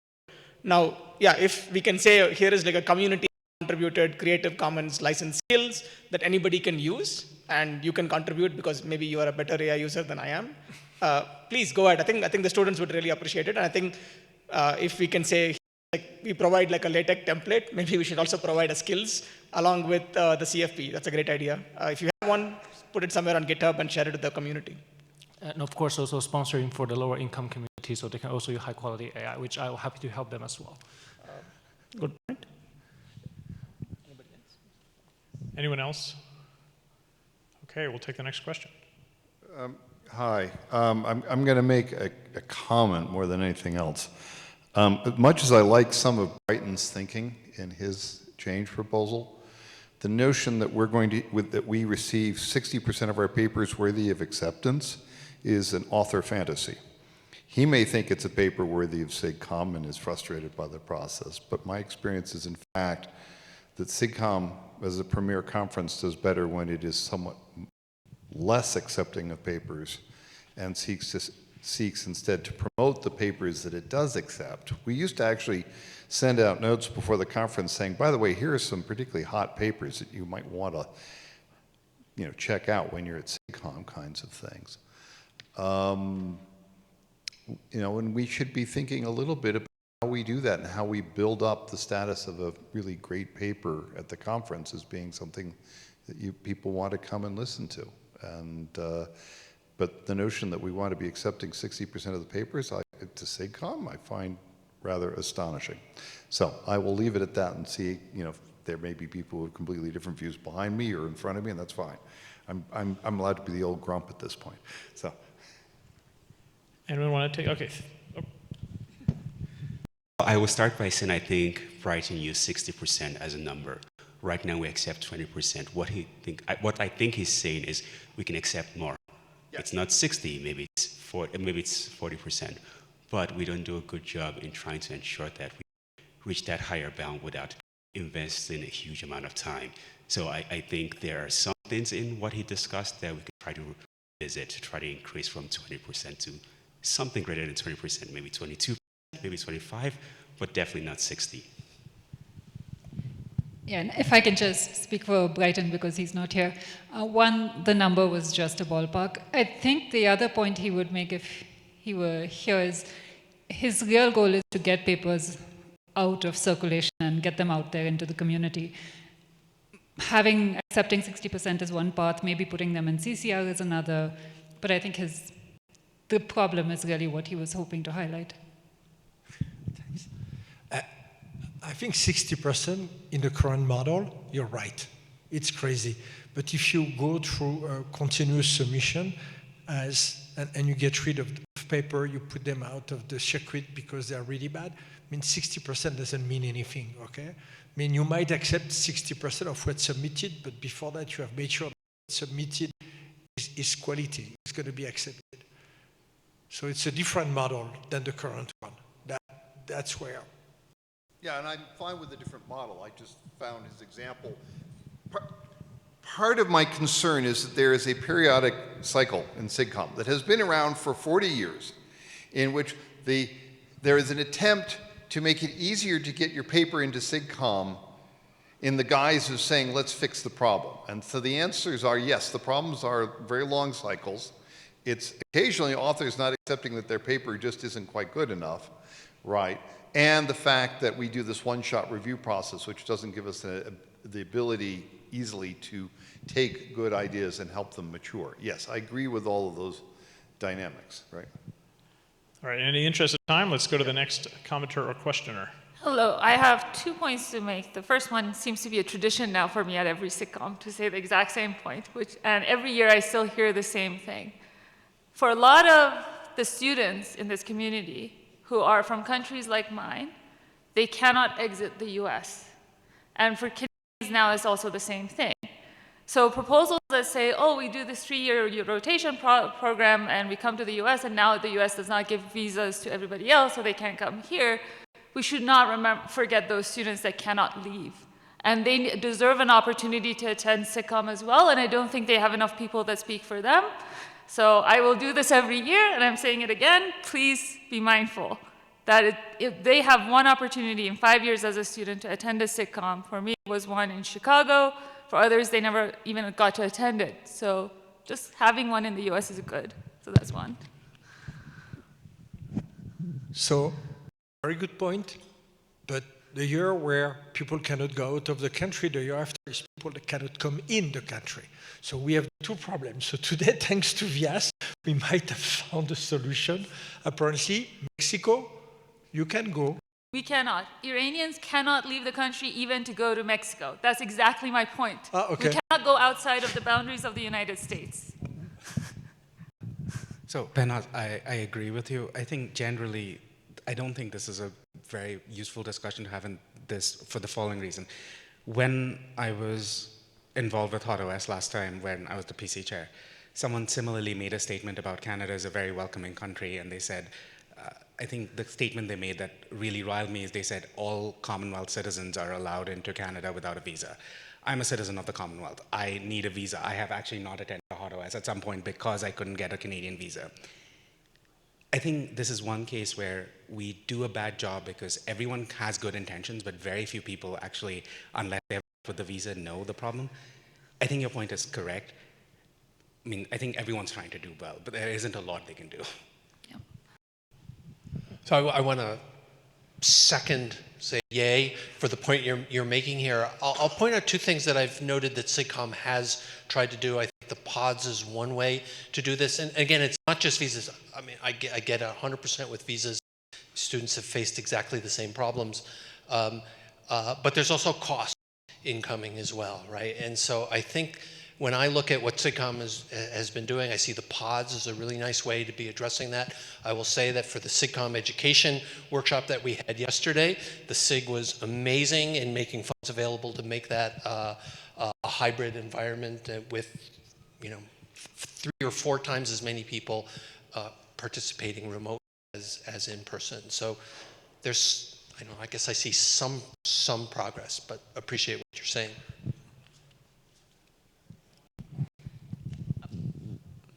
Yes, agree. as someone who is does not like applying for visas, and it's an absolute pain. But actually, I wonder. I mean, this is just me thinking it out loud.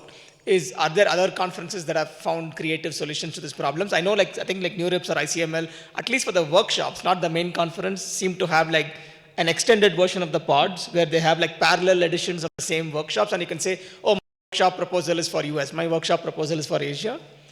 I wonder if we should actually move to a multi-location model. There's not going to be a single location that solves anything. Maybe, I don't know. It seems like a bigger logistical nightmare. but maybe we should consider if there is a best practice somewhere else. Thanks. I think the only other thing that I wanted to say with respect to the strategies for SIGCOMM was a lot of the things that we heard today were mechanisms. Very little, there was some strategy, there was but little strategy there. And I think strategy, the way I differentiate the two, is that something that's sustainable, that is actually moving towards, systematically changing towards the direction we want to go to, as opposed to mechanisms is kind of like throwing darts at a wall. And I would think it might be useful for us to actually look at these proposals and think about what strategies they fit into and group them based on that before making a decision. That's all I had to say. I would encourage all of you to comment on the Slack on those proposals. Question or comment? Yeah, thanks to all the presenters. Many of the proposals talked about only having a subset of papers having a presentation. I think we also, and maybe we have no choice, but a part of our mission is also a mentoring mission. I think it makes a huge difference to students to come here and present and get feedback from other folks, even if it's in 1 of 2 or 3 tracks. The other aspect is I'm worried we're going to have a lot of debates about how papers are shortlisted for presentation. We may be coming back 2 years from now and having a discussion on how the process for shortlisting is arbitrary and rethinking that process. So let's just keep that in mind as we go forward. Thanks. So this is a question, not a comment. I don't profess to know the answer to this question. It seems like a lot of the proposals, which sound possibly very positive for the community, maybe make an assumption that the offload of paper submissions is sort of open loop, and that changes made to the reviewing process don't have an effect on how many submissions get generated. I'm seeing some nods of yes. And so I would just ask, has that aspect of things, which I don't think I heard mentioned in any of the proposals, been considered? Because if, for example, one of the effects is people think, oh, it's quicker to publish, maybe what I should do is throw more at the wall and see what sticks. Of course, none of us do that. But maybe there are people in the community who do. What would the effect on the reviewing apparatus, our time, be if that were an effect of some of these changes?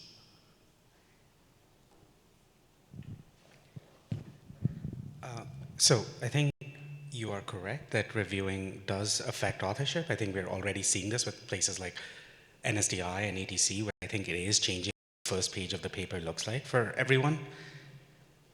But there's also this risk of, okay, so there are secondary effects. We don't know what the secondary effects are. I mean, I profess not to knowing them. Maybe you do. Saying that because there are likely secondary or tertiary effects, we should not make any changes seems also insane. I did not say that, just to be clear. So I asked a question. I did not say that. I think, at least for our proposal, or for collaborative, I don't know. I don't even know what the opposite player's response would be. But yeah, I mean, if Keith or someone else has, for their proposals, I'd be interested. I mean, I think you raise a good point, and I think the NSDI experiment, which became permanent, gives some evidence. I think with respect to my own proposal, I think my hope is that by having a visible queue backlog for these reviewers, that will affect the submission behavior. If I think that my paper needs to be reviewed by Malte Schwarzkopf, because that's someone who really gets my work, and Malte Schwarzkopf has a 9-month backlog, that will definitely affect my behavior as a submitter and author. And probably want that paper to be frickin' perfect before I put it in that kind of queue. Or I might write the paper in a different way so that it would be appropriate for someone else's tastes and mores, someone with a shorter queue. So I think you raise a very real issue, and I think at least my proposal is, the best idea I had to try to reflect that. Sorry. I think it's a valid point. So I would say 2 things, right? One is that irrespective of how the reviewing changes, I think there is a macro trend. People can generate stuff much faster. That's probably a bigger problem, that the incoming load is just going up because the generation process has become more trivial. A second thing I would say is maybe hidden behind many of the questions that come up about, oh, should we not accept more papers, is I think that we have like two maybe conflicting goals of what a community, not just SIGCOMM is. One is a badge of exclusivity or prestige, that a SIGCOMM paper is like some count or a badge of honor of some kind, versus, again, this is my perspective, not the steering committee, right? And then the second is whether this is advancing the science of the field in some meaningful way, right? And sometimes those two are in conflict. And sometimes if you want to say, I just want to advance the science, and this is actually however incremental advancing the science of the field, maybe accepting papers is okay, but then that conflicts with the sort of the prestige badge of accepting more papers. Just to be clear, prestige wasn't my concern when I asked the question. Thank you. I don't know the answer to your specific question, but I think you raised a general point about secondary effects. And so I just wanted to remind everyone that, at least in the TSE, when we've talked about this, it's very much this is an experiment, and we're going to see how it goes. And so I think we'll learn.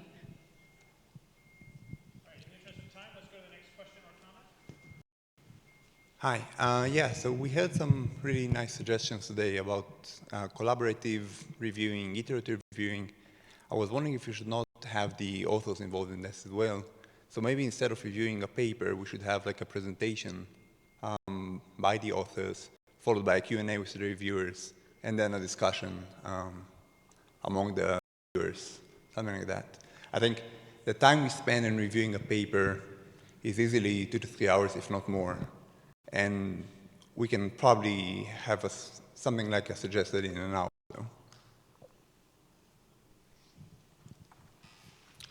Hi, folks. So one, acknowledging I'm not there and I haven't dedicated the thought, although I hope I've engaged in some of the conversation. Let me say, I love all of these ideas. But, there's a but. I'm sitting at the table, there's a question and it has no answer. I'm sitting at the table and I'm wondering, how would I operationalize these? And the answer is, I don't know, because I don't know what the problem is that we're trying to solve.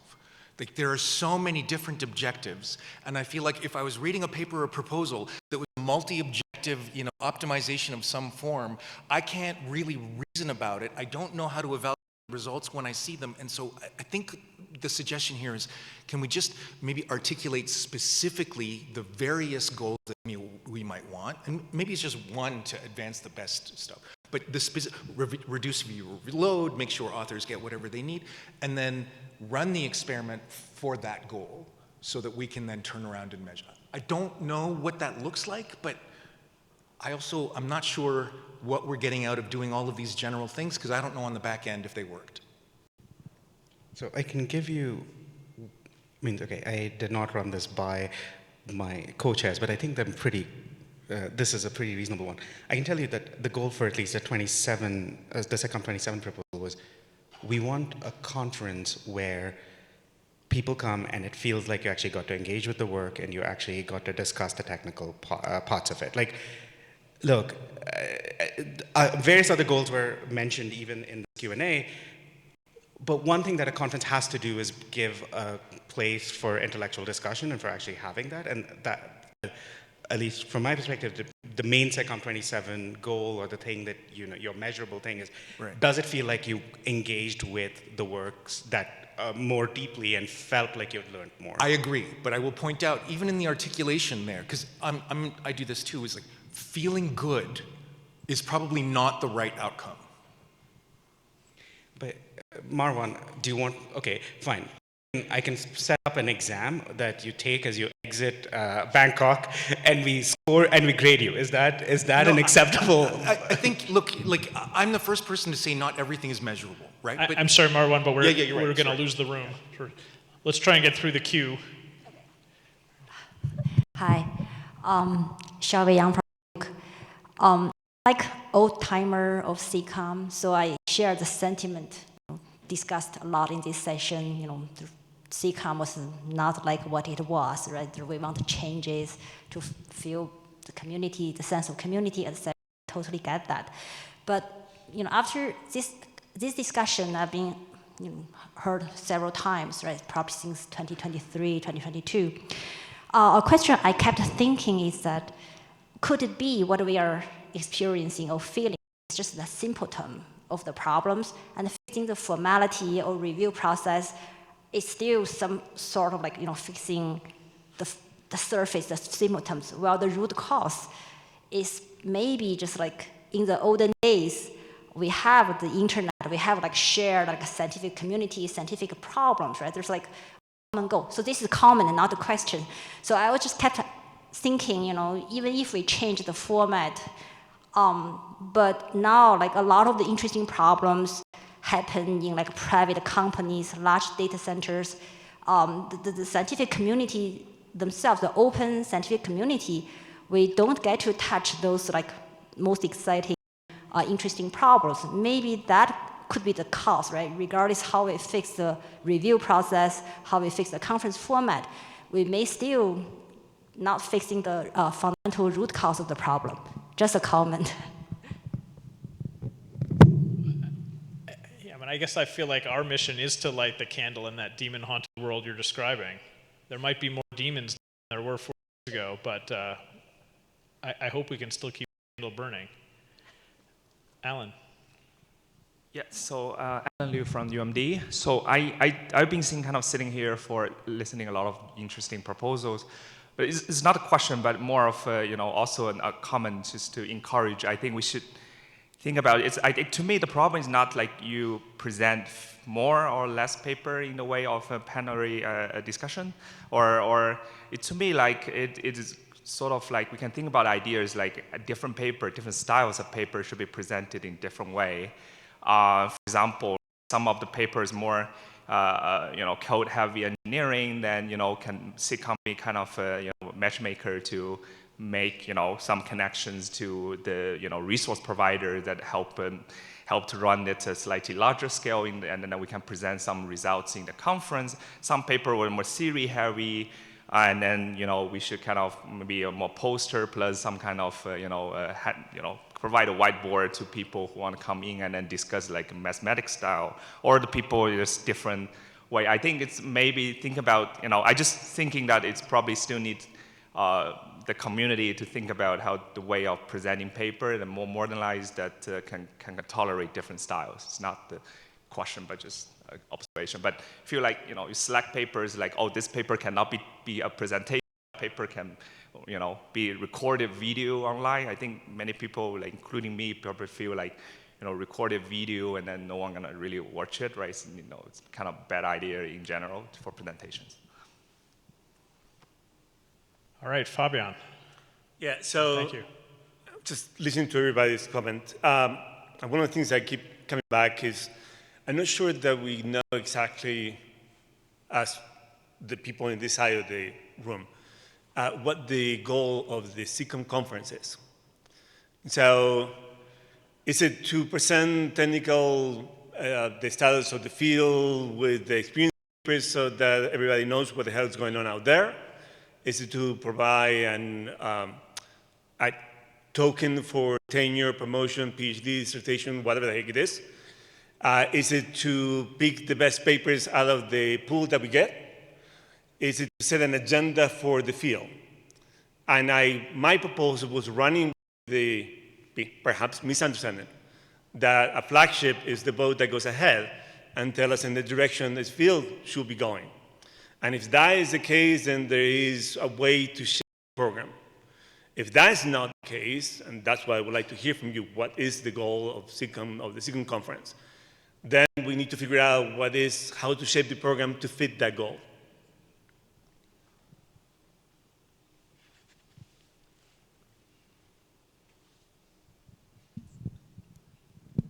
I'm pretty sure if you survey the proposals that came, and going back to your question and Marwan's question, and you survey like the people in this room, you will get very different answers on what the goal is. And I don't think there'll be convergence on what the goal is. I don't think you'll get one answer, is my guess. I don't think there is one answer. There will never be one answer. So it's always going to be some inherent multi-objective function with multiple competing objectives among sort of multiple stakeholders.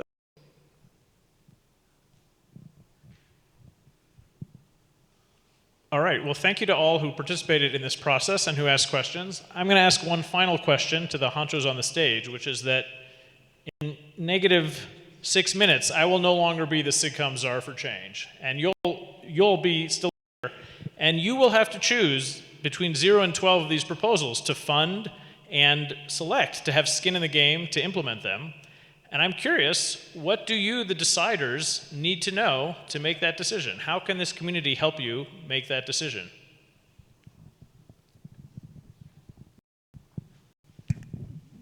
I think many good dinners and wine and brainstorming. No, overall, seriously, I think when you look at all the proposals, you have maybe 4 or 5 different topics. And I think that this group of people and the community would have to think based on the objectives, as it was reminded, that, I mean, what do we want to try first? And I mean, there is what the team next year is trying to do already. So we would have to take that. We would have to work with the TSC. Maybe the team next year, Panda here and the rest of the team will decide to take some ideas that they have heard today to implement them. And I think it's going to be a collaborative, iterative work to decide what we integrate. I mean, there are proposals that are orthogonal, like we need to study the role of LLMs in paper, not reviewing, because I think it's too far, but in analyzing paper. That's pretty orthogonal to the rest. But all the other proposals, I think it's to be integrated in the flow of ideas that have been discussed today. And that's what this team will have to decide. What's the best way to integrate for the benefit of the community?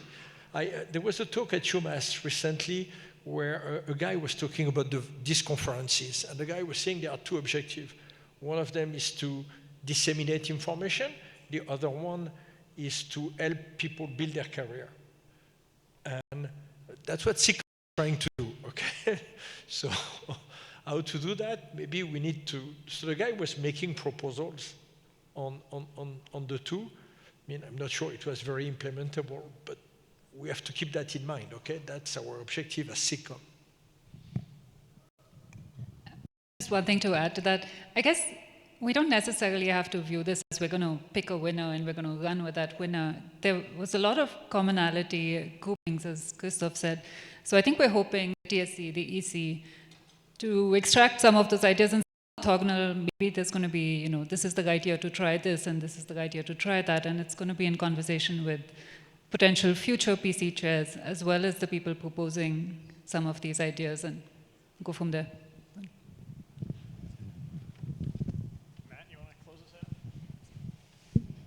Yeah, I think when I kind of think about the efforts that we've done that have kind of been successful, it's been the where we've been able to kind of get the community kind of rallied around them. And so I think what would be helpful for us is if there's proposals that have been mentioned today that you think you would be excited about or interested to volunteer for, if you could kind of get in touch with us and let us know that, I think that's helpful. I think, like has been mentioned, we need to kind of like align ourselves and discuss and negotiate and try and kind of pull out maybe some common themes and efforts to kind of center our efforts around. But all of you are very impactful in this process too. And if you can, you know, continue reaching out to us, that's really helpful. But with that, I think I can we can kind of close. Thank you very much for attending the community session. Your feedback was very helpful to us, and see you later.